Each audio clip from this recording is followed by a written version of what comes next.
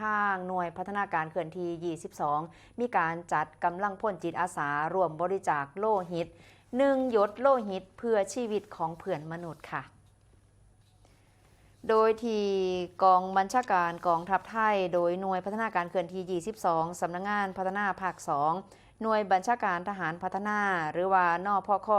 22 สนพ 2 นพท นะคะได้มีการจัดกำลังพลจิตอาสาพระราชทานจำนวน 10 นายร่วมกับส่วนราชการและกับประชาชนในพื้นที่เข้าร่วมกิจกรรมบริจาคโลหิตภายใต้โครงการ1 หยดโลหิตเพื่อชีวิตเพื่อนมนุษย์โดยมีผู้เข้าร่วมกิจกรรมทั้งสิ้น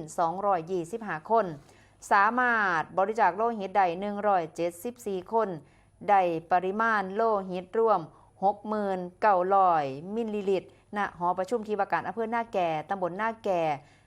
จังหวัดนครพนมเพื่อที่จะสนับสนุนเรื่องของการสำรองโลหิตให้กับศูนย์บริการโลหิตแห่งชาติสภากาชาดไทยจังหวัดนครพนมและการหน่วยงานที่เกี่ยวข้องสำหรับนำไปใส่ในการรักษาพยาบาลผู้ป่วยในสถานพยาบาลต่างๆนอกจากนี้ทางหน่วยก็มีการสนับสนุนเรื่องของน้ำดื่มบรรจุขวดของตรากองบัญชาการกองทัพไทยและก็เบเกอรี่เพื่อบริการแก่ผู้เข้าร่วมกิจกรรมและกับประชาชนทั่วไปสร้างบรรยากาศแห่งการแบ่งปันและก็ความเอื้อเฟื้อเพื่อแผ่ในสังคมได้นำค่ะ